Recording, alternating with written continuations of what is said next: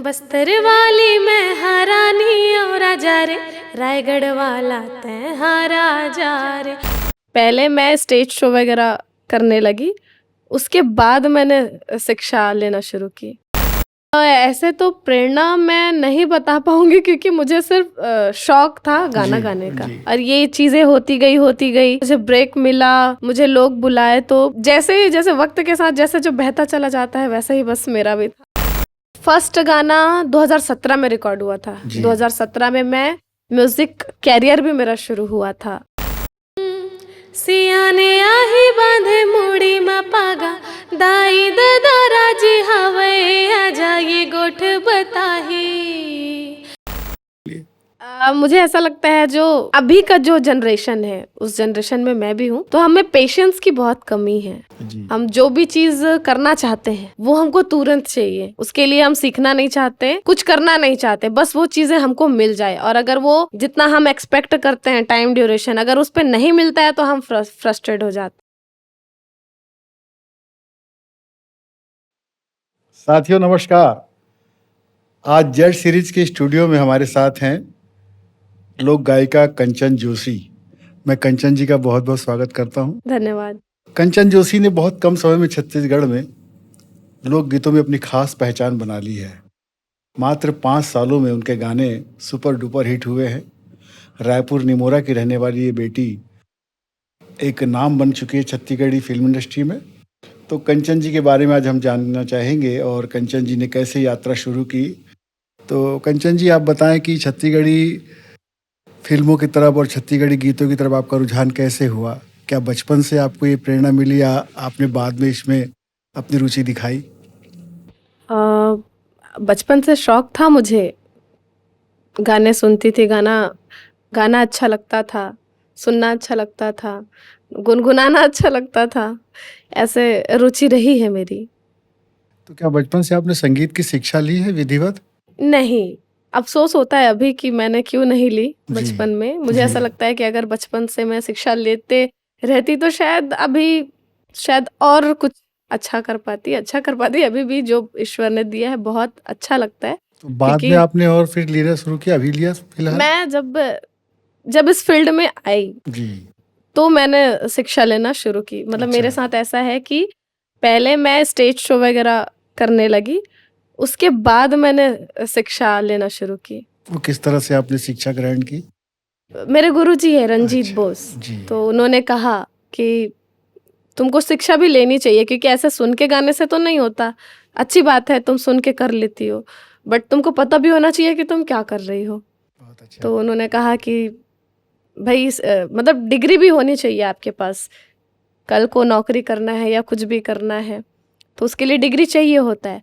तो उन्होंने मुझे कमला देवी में एडमिशन दिलवाया और फिर मैं वहाँ से डिप्लोमा की और अभी प्राइवेट भी कर रही हूँ, सीख रही हूँ। दादा मुझे सिखाते हैं, उनके साथ मैं बैठती हूँ। ऐसे शिक्षा शुरू हुई मेरी। आपका पहला गाना रायगढ़ राजा बहुत प्रसिद्ध हुआ। जी। ये मैं शायद सही हूँ? हाँ, रायगढ़ राजा पहला गाना तो नहीं लेकिन कह सकते हैं क्योंकि पहला गाना मेरा तै शादी करे बर करबे भोला था। अच्छा। विवेक भैया ने मुझे पहला ब्रेक दिया था। तो वो गाना 2017 में आया था। 2017 में मेरी म्यूज़िक लाइन में शुरुआत हुई थी। मतलब प्रॉपर म्यूज़िक जो करना होता है सीखना, मैं 2017 से शुरू की थी। तो उस वक्त पे भैया मुझे गवाए थे और फिर 3 साल के बाद 2020 में रायगढ़ वाले राजा आया था। दोनों में से कोई एक गाने का कोई मुखड़ा सुनाना चाहेंगे? मैं रायगढ़ राजा सुनाती हूँ क्योंकि उस वक्त मुझे कोई जानता नहीं था, बट वो जी। गाना हिट था। तो अगर शायद सुनाऊँ तो लोगों को याद आए। ज़रूर, ज़रूर, स्वागत है। बस्तर वाली मैं हारानी और राजा रे, रायगढ़ वाला तै हारा जा रे। अरे नहीं मिले तो लारे मोर कस दीवानी, तेरे माँ संग बैठ आ जा रे। अरे डिम्पल पड़ते है मोर गाल माँ, आ नचा दे ना कर माँ के ताल माँ जवारा रे। बस्तर वाली मैं हारानी और राजा रे, रायगढ़ वाले तै हारा जा रे। ये गाना था। बहुत हिट हुआ ये गाना और काफ़ी आज भी क्योंकि लोगों की जुबान पर है ये गाना।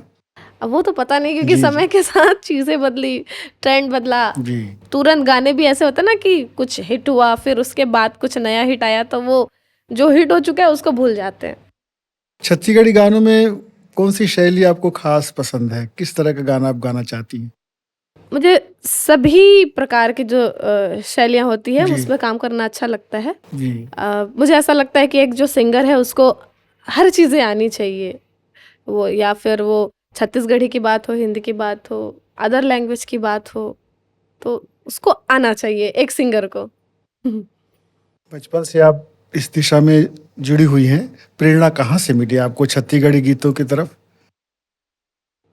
ऐसे तो प्रेरणा मैं नहीं बता पाऊँगी, क्योंकि मुझे सिर्फ़ शौक था गाना जी, गाने का, जी। और ये चीज़ें होती गई, होती गई। फिर मुझे ब्रेक मिला, मुझे लोग बुलाए, तो जैसे वक़्त के साथ जैसे जो बहता चला जाता है वैसे ही बस मेरा भी था। तो ऐसे प्रेरणा तो नहीं पता। पहला प्रोग्राम का अनुभव आप बताना चाहेंगे? बिल्कुल, पहला प्रोग्राम मैं मेरे गुरुजी रंजीत बोस, दादा, मैं उनको दादा कहती हूँ। तो वो मुझे बुलाते थे, गाना सिखाते थे और अपने ग्रुप में गवाते थे। तो पहला गाना मुझे याद है कि मेरा पहला स्टेज प्रोग्राम बेबीलोन में हुआ था, और उसमें मेरा पहला गाना था उनसे मिली नज़र। हिंदी गाना। हिंदी गाना। जी। बहुत कम समय में आपने संगीत की दुनिया में कदम रखा और खासा नाम कमाया। तो पहला अनुभव जो आपका रहा होगा, वो ज़रूर रोमांचक रहा होगा क्योंकि इतनी कम उम्र में आप स्टेज में आने लगे। तो कैसा था वो अनुभव? कब शुरू हुआ ये?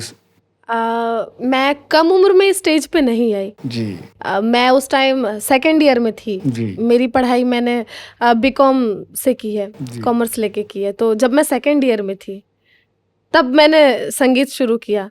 मैं बहुत पीछे थी, कहने का मतलब। मुझे दादा का कॉल आया, मेरे गुरुजी रंजीत बोस, उनका कॉल आया। तो फिर ऐसा हुआ कि मैं तो पहले तो डर रही थी, क्योंकि मैं कभी सोची ही नहीं थी कि अचानक से कैसे कॉल आ सकता है। मैं ना इस फील्ड की हूँ, ना कुछ। तो एक एक एक शो हुआ था, जब मैं 12th में थी, एक शो हुआ था, तो शायद दादा ने मुझे वहाँ से देखा था, नहीं पता, मुझे आइडिया नहीं सुना है था ना। आपको, हाँ, हाँ। मतलब मुझे दादा कहाँ से खोजे, मेरा नंबर कैसे मिला, मुझे कुछ भी नहीं पता। जी, तो जब मैं सेकंड ईयर पहुँची, तो दादा का फ़ोन आया कि ऐसा-ऐसा है हमारा ग्रुप, उस पे हम चाहते हैं कि तुम गाना गाओ। मैं उनको बताई कि मैं सीखी कुछ भी नहीं हूँ। तो वो बोले, तुमको किसी भी चीज़ के लिए सोचने की आवश्यकता नहीं है, हम तुमको सिखाएँगे।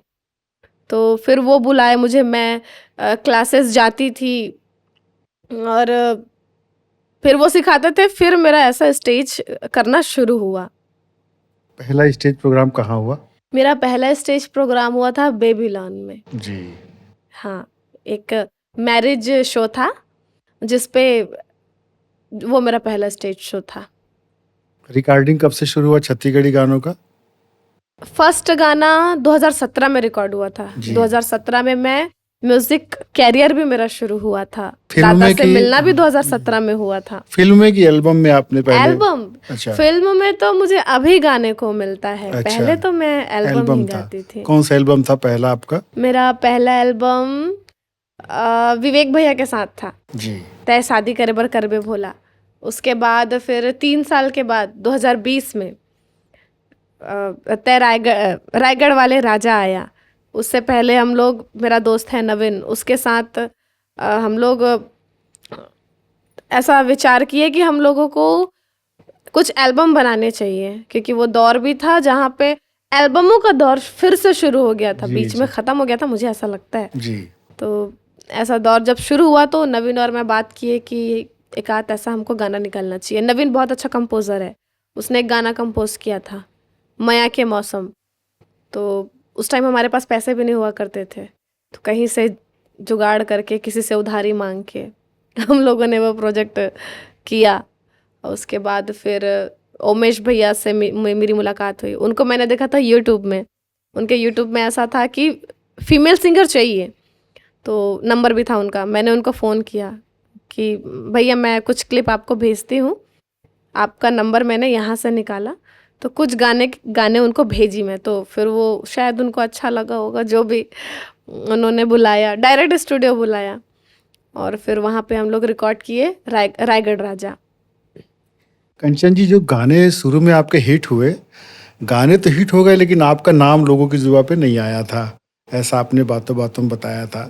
तो ये कंचन जोशी की पहचान कौन से गाने से बनी कि कंचन जोशी के फैन फॉलोअर एकदम से बढ़े, आज इतने लोग आपके गानों के प्रशंसक हैं? जब रायगढ़ राजा आया था वो काफ़ी हिट हुआ था, और छत्तीसगढ़ में ही नहीं, वो बाहर के जो राज्य है ना, बॉर्डर जी, के जी। बाद भी वहाँ पे भी वो चलने लगा था, अच्छा खासा व्यूज़ था। वो उस समय पे मुझे याद है कि उस समय पे वो 80 मिलियन क्रॉस हो चुका था। जी अभी तो मैं देखी नहीं हूँ, जी 4 साल हो गए, तो काफ़ी अच्छा रिस्पॉन्स था।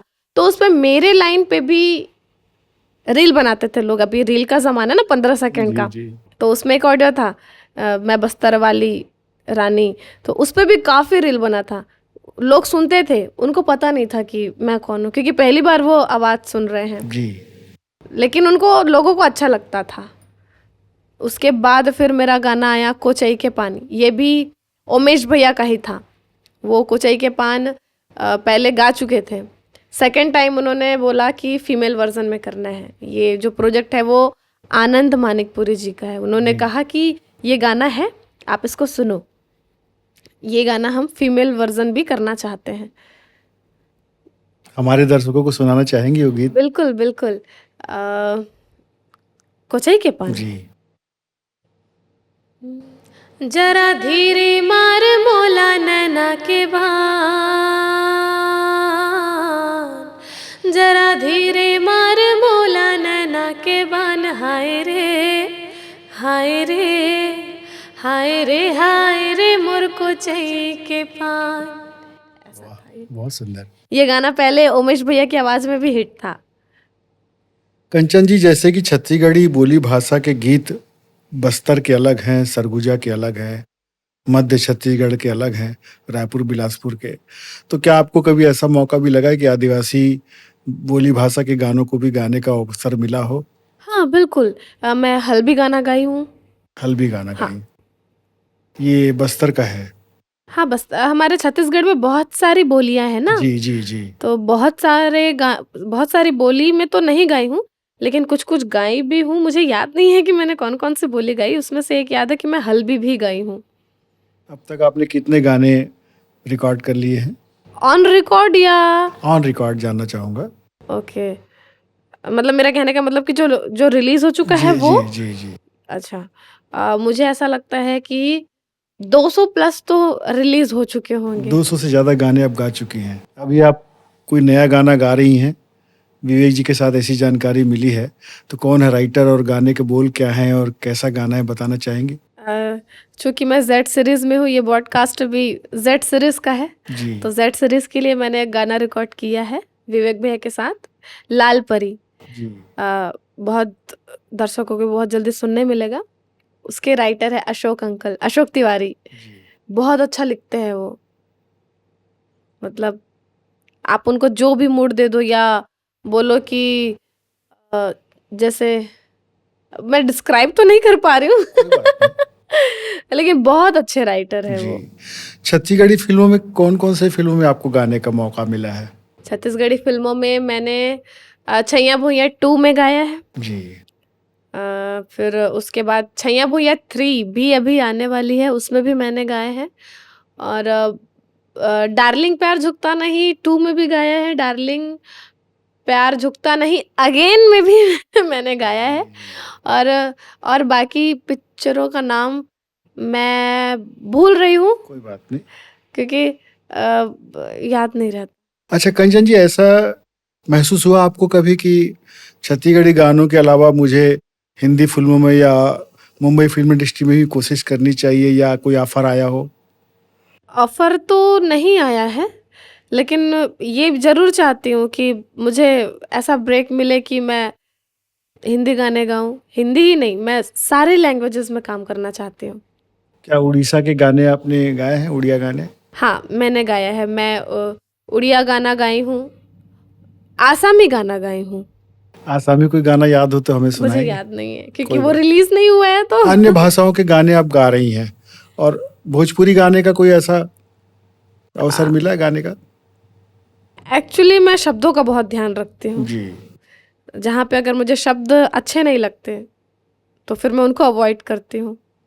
जनरली ऐसा होता है भोजपुरी गानों में शब्दों को लेके थोड़ा सा तो इसलिए मौका मिला है बट मैं नहीं गाई हूँ। अभी गाने का रियाज करती हैं क्या? कितने घंटे बिल्कुल। आप करती हैं? ऐसे घंटों का तो नहीं बता सकती जी जी जी। क्योंकि रियाज जो है वो मूड भी है ना कि आप कब तक बैठ गए, टाइम नहीं होता उसका कुछ आज के बहुत से छत्तीसगढ़ के युवा साथी संघर्ष कर रहे हैं अपनी पहचान के लिए, कला में जूझ रहे हैं, कला जगत में। उनके लिए आपका कोई विशेष संदेश होगा तो बताना चाहेंगे? क्या कहना चाहेंगे उनके लिए? मुझे ऐसा लगता है जो अभी का जो जनरेशन है उस जनरेशन में मैं भी हूँ, जी तो हमें पेशेंस की बहुत कमी है। जी। हम जो भी चीज़ करना चाहते हैं वो हमको तुरंत चाहिए, उसके लिए हम सीखना नहीं चाहते, कुछ करना नहीं चाहते, बस वो चीज़ें हमको मिल जाए। और अगर वो जितना हम एक्सपेक्ट करते हैं टाइम ड्यूरेशन अगर उस पर नहीं मिलता है तो हम फ्रस्ट्रेट हो जाते हैं। 15 सेकंड की लोकप्रियता में पड़े रहते हैं। बस बस बस तुरंत हमको सीधा आसमान छूना है। जी, तो जी। ऐसा नहीं सोचना चाहिए, संघर्ष करते रहना चाहिए। जो मेहनत करता है उसको उसका फल ज़रूर मिलता है, निराश नहीं होना चाहिए। छत्तीसगढ़ी गायकों में बहुत पुराने गायक भी रहे हैं। आपको कोई ऐसे नाम याद है जो आपको बहुत प्रेरित करते हैं छत्तीसगढ़ी गायकों के, जो आज आ, नहीं हैं या जो हैं? अब इस विषय में ऐसा है कि मेरा रुझान ऐसा था कि मुझे पहले जब मैं छोटी थी तो छत्तीसगढ़ी गीत संगीत मैं सुनती थी बट मैंने कभी प्रेरणा नहीं ली। और शायद ये ड्रॉबैक भी है क्योंकि आपको अपने जगह की हर चीज़ों से प्रेरित होना चाहिए। जी। बट शायद वो दौर अलग था या हम अलग दिशा में जा रहे थे लोग कहते हैं मॉडर्न होना मॉडर्न होना, तो ये मॉडर्न जब चीज़ें आई तो हर लोगों का है हर जगह का कि वो अपनी कला संस्कृति को भूलते हैं मॉडर्न के चक्कर में। तो वो चीज़ मेरे साथ भी हुई।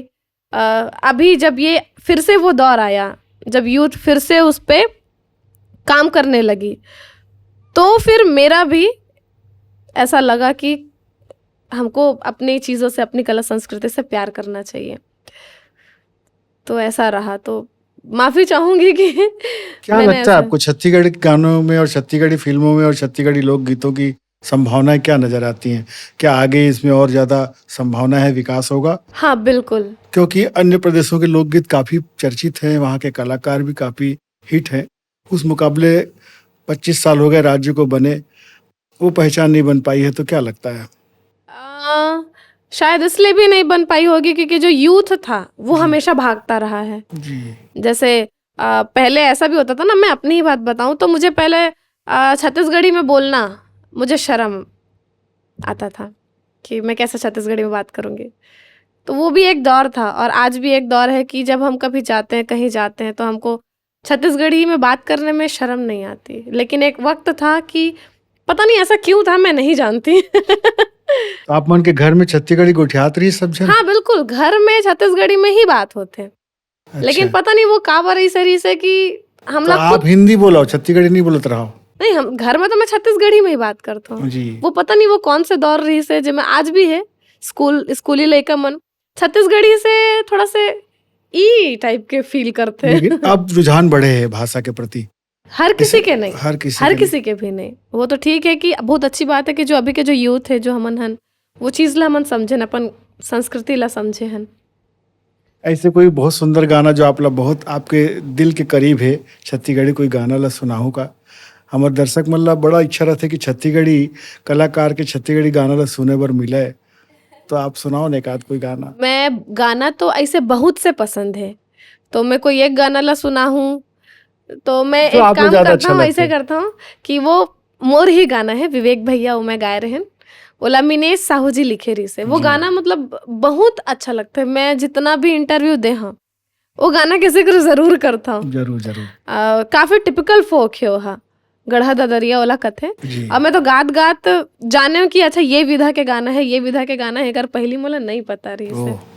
तो ये गाना है और लिरिक्स थोड़ा सा एती तेती हुई होकर लिए कोई बात नहीं। माफी। जी जी ये गाना इसे है। सियाने आही बांधे मुड़ी मा पागा, दाई दादा राजी हवे आजा ये गोठ बताही, ये दे गोठ बताही नित मढ़ाही, दाई दादा दाई दादा दोनों जीव जुड़ाही, ये माया के बंधना, ये दे माया के बंधना, पुरखा आशीष ले, जावर जोड़ी हा लाख बरस ले, ओ हेठी हा ठौर ले, सुरता हा पौर के, मन उले हवा थे मोरे आमा मोर के हो। वाह। ये गाना काफी दिल के करीब है बोल। तो ये लग गढ़ा ददरिया का थे। हाँ, तो ये कौन तरफ के गाना है, कहाँ से कर? ये हमार कला संस्कृति के ही गाना है। जी और हमार कर्मा में बोलो या ददरिया में बोलो या देवार गीत में अलग अलग हमारे बहुत सारा फोक गीत है। जब से ददरिया है तो ददरिया के भी अनगिनत टाइप है। जब से एक मोला पता चली, अभी मिनेश भैया ही बताए हैं कि ये लग गढ़ा ददरिया का थे, तो मोला पता चलिस। बस्तरिया जो रायगढ़ वाला जो गाना है वो बस्तरिया के भी उल्लेख हो है। हल्बी गाना भी कोई गाए हो, आप ऐसे बताए हो? हल्बी गाना में गा हूँ लेकिन ओकर लिरिक्स मोला याद नहीं है। अच्छा कंचन जी, जैसे आपके संगीत यात्रा जो चला थे उमा मात्र 5 साल में आप बहुत ज़्यादा आगे आ चुके हो, तो आप ले कोई ऐसी उपलब्धि सम्मान मिले है, कोई बताना चाहो? उपलब्धि में मैं ये कह सकता हूँ, अब उपलब्धि तो जनता देते खबर की जनता प्यार करते ओकर से आप लोग उपलब्धि मिलते, लेकिन ऐसे इंडस्ट्री की ओर से अगर कुछ उपलब्धि अगर मैं बोलूँ तो मैं 3 सालों से 2022 2023 24 तो 3 साल से 22 23 24 में मुला बेस्ट प्लेबैक के अवार्ड अभी तक मिलता थे ईश्वर के कृपा से। अब हर साल ऐसे 22 23 24 अभी तक तो कंटिन्यू मिले हैं। अब भविष्य में पता नहीं, मतलब ये उपलब्धि आप जैसे पूछे हो कि कुछ उपलब्धि, तो पहला उपलब्धि तो जनता होते, जनता का प्यार करते, और सेकंड उपलब्धि कि इंडस्ट्री से भी कुछ किसी चीज से मुला नवाजिश, तो फिर आपके पर्सनल भी चैनल है कोई? पर्सनल मोर चैनल नहीं है, वो तो ऐसे ही मैं खेल खेल में कुछ डाल दो तो फिर वो में थोड़ा ठीक ठीक सब्सक्राइबर हो गए हैं, बाकी ऐसे वो प्रोफेशनल नहीं है। हाँ, बट ये बोलना चाहता हूँ कि मैं अभी चाहता हूँ शुरू करना अपन भी चैनल।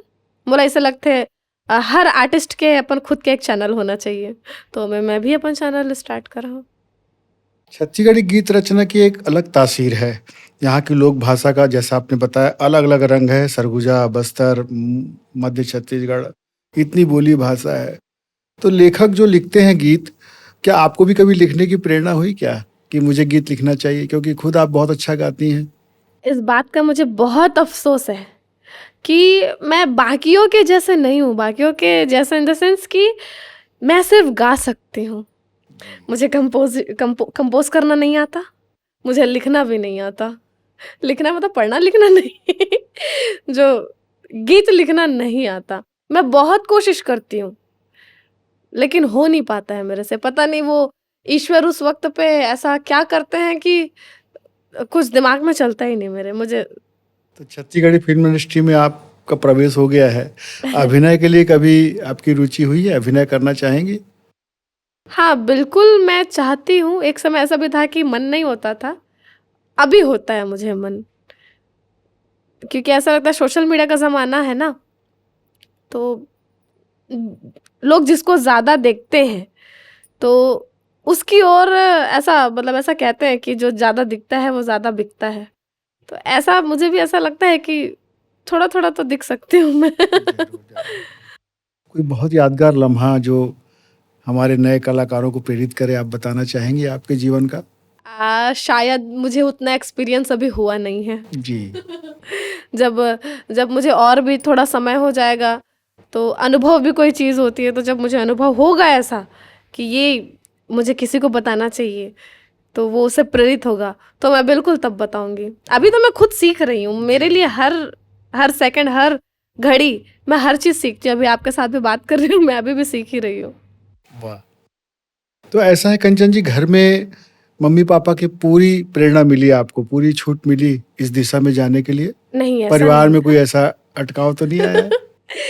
मेरे परिवार में जब मैं इस चीज़ के बारे में बताई, तब इंडस्ट्री की बात नहीं बताई थी। जी। सिर्फ मैं यही बोली थी कि मुझे ऐसा-ऐसा कॉल आया है। एक दादा है जो कि बहुत अच्छे व्यक्ति है, राजकुमार कॉलेज में वो म्यूज़िक में एचओडी हैं। मतलब ये सारी चीज़ें बताई, लेकिन मेरे घर में मुझे ये जवाब मिला, अच्छी लड़कियां नहीं करती है। अब ये नहीं पता वो अच्छी लड़कियां कैसी होती हैं लेकिन अच्छी घर की लड़कियां ये सब नहीं करती है। मतलब मेरे घर में ऐसा लगता था कि मैं अगर ये सब करूँगी, गाना बजाना करूँगी, प्रोग्राम वगैरह करूँगी, तो मेरी शादी नहीं हो पाएगी, मुझे कोई लड़का मंगेगा नहीं। ऐसा मेरे घर में ऐसी धारणा थी। तो मेरा भाई था, मुझे उसने प्रेरित किया कि मत बता घर में। जी। तो मैं क्लास जाया करती थी दादा के पास सीखने, और मेरे घर में किसी को पता ही नहीं था कि मैं क्या कर रही हूँ। इसलिए भी नहीं पता था क्योंकि मैं रहती हूँ अपनी अम्मा के साथ। जी। मेरी फैमिली अलग रहती है और मैं अपनी अम्मा के साथ अलग रहती हूँ। तो उनका सपोर्ट रहा है मुझे। उनका सपोर्ट मतलब वो कुछ जानती नहीं है, वो अंगूठा छाप है। लेकिन मुझे ऐसा लगता है कि मेरी अम्मा जो है 80+ है वो, तो वो इस उम्र में भी ऐसी है कि सोच उनकी ऐसी है जैसे मैं सोचती हूँ, मेरे सोच के जैसी उनकी सोच है। तो उन्होंने हमेशा मुझे प्रेरित किया। मैं जो करना चाहती हूँ, इवन जो नहीं करना चाहती थी, वो भी मतलब वो मुझे करवाती थी। जैसे सिलाई कढ़ाई, कुछ कुछ चीज़ें हैं मुझे कभी इंटरेस्ट नहीं रहा, वो मुझे ज़बरदस्ती सीखने भेजा करती थी। तो उनका सपोर्ट रहा है मेरी अम्मा का। उनके कारण आप अभ्यास करती रहीं और हाँ, अन्य चीजें बिल्कुल। भी सीखती रहीं। हाँ, तो गाने के अलावा और भी क्या क्या चीजें आपको अच्छी लगती हैं या सीखा है आपने? मुझे पेंटिंग बहुत पसंद है। जी। पेंटिंग करती हैं? हाँ, पेंटिंग करती हूँ मैं। ऑयल पेंटिंग की वाटर कलर क्या करती हैं? वो मैं छोड़ चुकी हूँ क्योंकि जब मेरी म्यूज़िक लाइन में एंट्री हुई, तो मुझे एक और चीज़ें मिल गई ना, क्योंकि वो तो पसंद था, जी। ये बहुत ज़्यादा पसंद था। जी। तो जब इस पे आई, सारी चीज़ें छूट गई मेरी। मुझे मेहंदी लगाना बहुत पसंद था, अब नहीं है क्योंकि मेहंदी लगाने में ऐसा हो जाता था, मुझे आता है मेहंदी लगाने, मैं कहीं शादी पे गई, मेरी नींद पूरी खराब, क्योंकि सारे लोग मेरे पास ही बैठ जाएंगे, मेहंदी लगा दो मेहंदी लगा दो।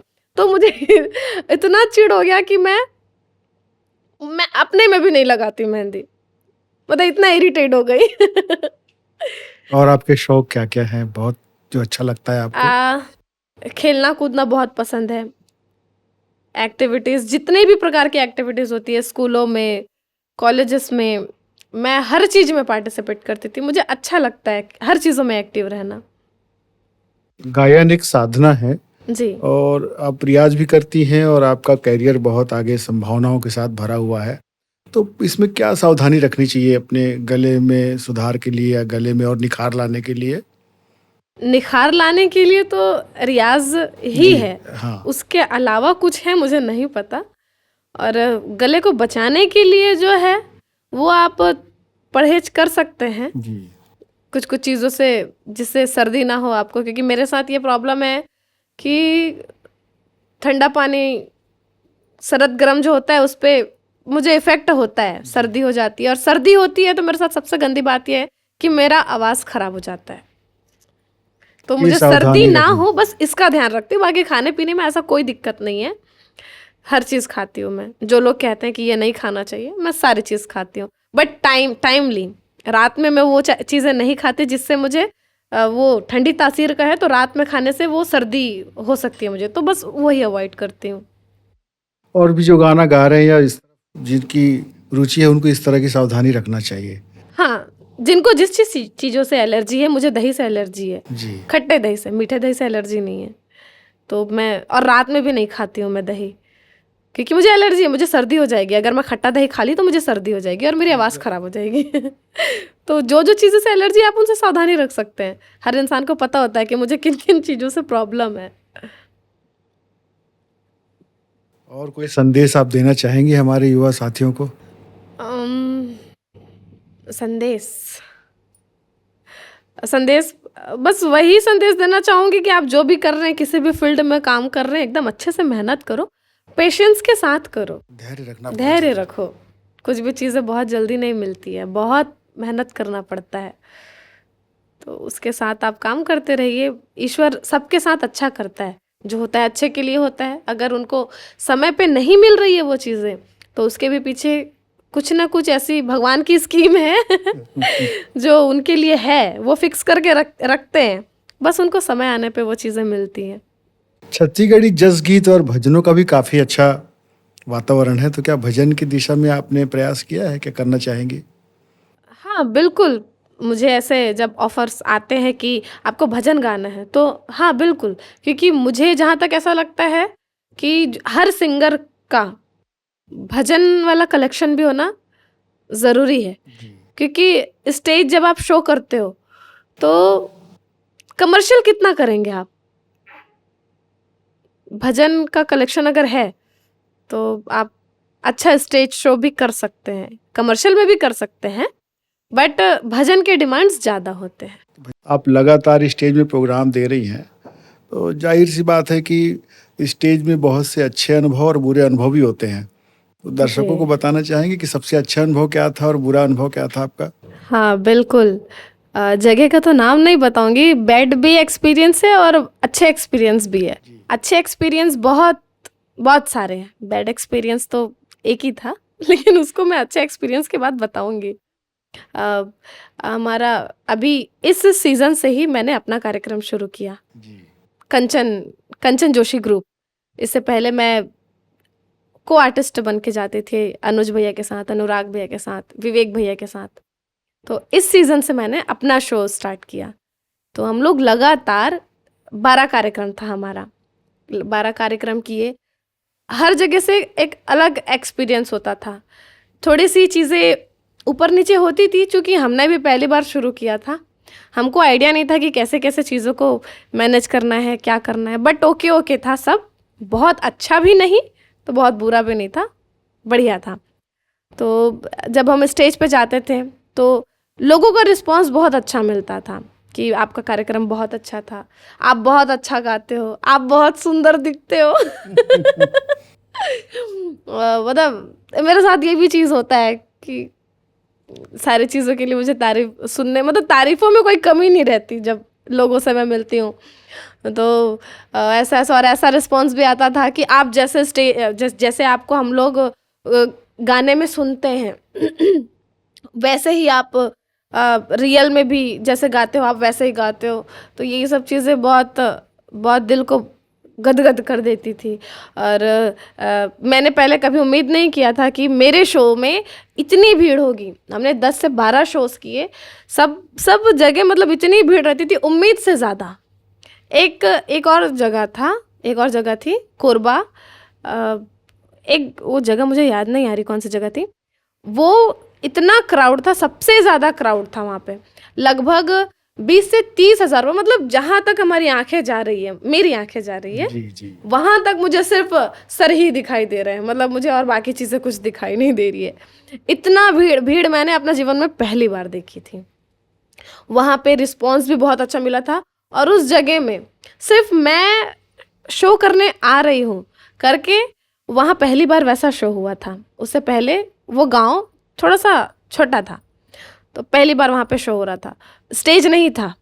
तो उन्होंने क्या किया, एक जगह डिसाइड किया यहाँ पे हम लोग शो करवाएंगे, और उन्होंने पक्का स्टेज बनवाया मतलब 40 बाई कितना कितना फीट का तो पता नहीं, लेकिन काफ़ी बड़ा स्टेज था जिसको उन्होंने उस 10 दिन के अंतर्गत बनवाया कि मैं आ रही हूँ उनको स्टील लकड़ी का स्टेज नहीं चाहिए था, सीमेंटेड स्टेज उन्होंने बनवाया। और तो वो मेरे लिए बहुत बड़ी बात है कि मेरा प्रोग्राम था वहाँ, और उसी जगह पे वो पहली बार स्टेज बना और उसमें मैंने गाना गाया। और अब से जो भी स्टेज शो होंगे वो उसी स्टेज में होंगे। तो ये बहुत अच्छा एक्सपीरियंस था। और बैड एक्सपीरियंस की जो मैं बात बोली थी, उस पर भी मैं कोरबा की ही बात बताऊंगी। एक जगह था, मुझे जगह कौन सी जगह थी याद नहीं है, बट वहाँ के लोग बहुत अजीब थे। वो पहला एक्सपीरियंस था मेरा, क्योंकि जितने भी मैंने शोज़ की सारे लोग बहुत अच्छे थे, छत्तीसगढ़िया लोग थे। छत्तीसगढ़िया लोग बहुत प्यारे होते हैं, बट मैं पहली बार वैसे लोग देखी थी।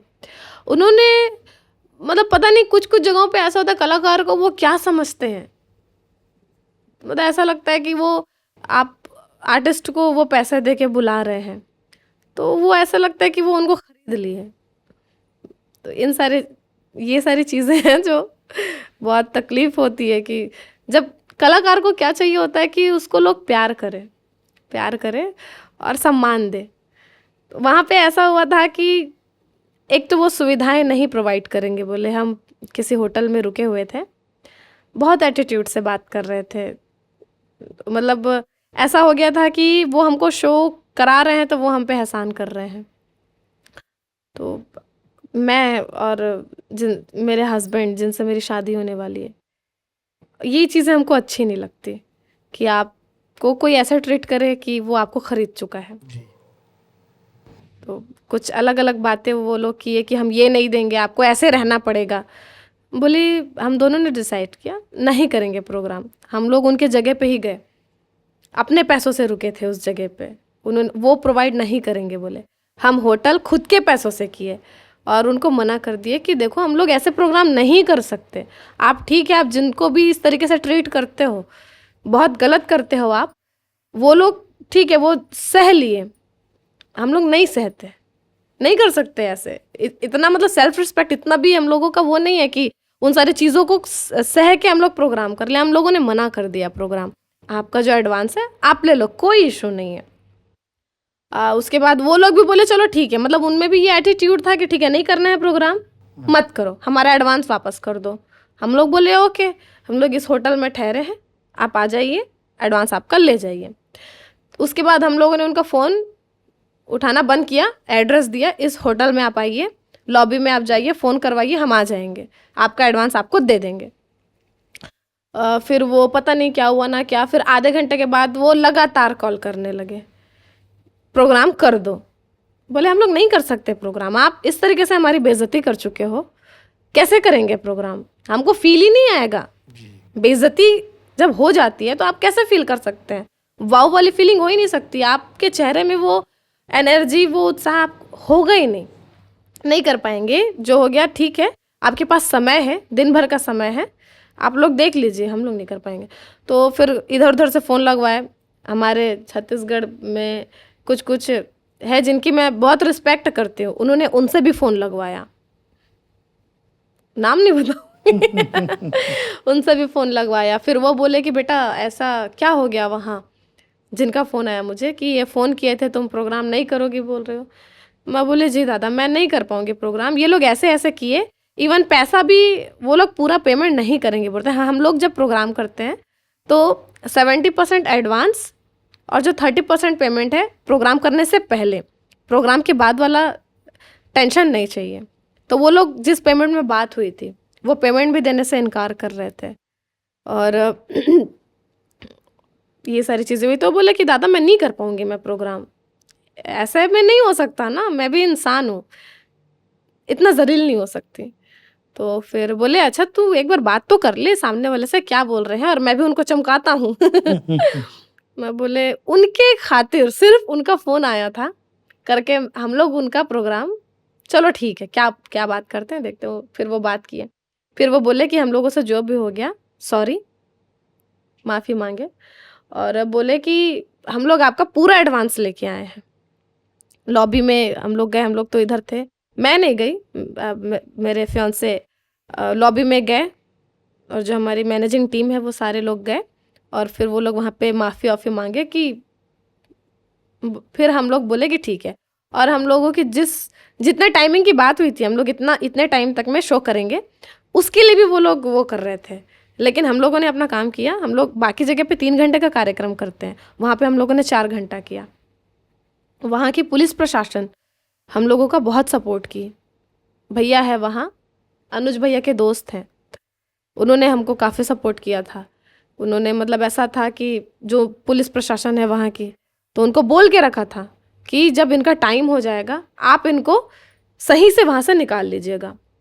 तो पुलिस के वजह से हम लोग वहाँ पे प्रोग्राम भी किए, जितना टाइमिंग था उससे एक्स्ट्रा किया, 4 घंटे प्रोग्राम किया और वहाँ से हम लोग बाहर निकले। ऐसा ऐसा एक्सपीरियंस था। अगर उस वक्त पे पुलिस हमारा साथ नहीं देती तो शायद वो गांव के लोग इतने बेकार थे, गांव की महिलाएं बेकार नहीं थी, गांव के जो पुरुष वो बहुत बेकार थे। मतलब मैं, अगर मुझसे कोई पर्सनली पूछेगा कि मुझे पता चलेगा कि ये कलाकार हैं और वो बताएंगे कि यहाँ प्रोग्राम है, मैं हमेशा मना कर दूंगी कि वहाँ बिल्कुल मत जाओ। वो पहला एक्सपीरियंस था, मैं नहीं चाहती वो मेरा वैसा कहीं दूसरा एक्सपीरियंस हो। मैं उस गांव का नाम मुझे याद है, लेकिन सिर्फ उस गांव को बदनाम नहीं करना चाहती मैं इसलिए उस गांव का नाम नहीं लूंगी। अगर वो ये पॉडकास्ट देखेंगे तो बिल्कुल समझ जाएंगे कि मैं कौन से जगह की बात कर रही हूँ तो ऐसा ऐसा एक्सपीरियंस रहा है, ऐसा बिल्कुल कभी नहीं करना चाहती मैं। आपसे बातचीत करके आज बहुत अच्छा लगा कंचन जी, और एक आशा है, एक उम्मीद है कि छत्तीसगढ़ के लोकगीतों में आपका योगदान अभूतपूर्व होगा आगे, और आपके गाने ज़्यादा से ज़्यादा लोकप्रिय हों, ऐसी हम कामना करते हैं। दर्शकों, मुझे विश्वास है कि आज कंचन जी से हुई बातचीत आपको पसंद आएगी। अपनी राय से हमें अवगत कराइएगा। आप सबका बहुत बहुत धन्यवाद। कंचन जी, आपका फिर से बहुत बहुत धन्यवाद। धन्यवाद।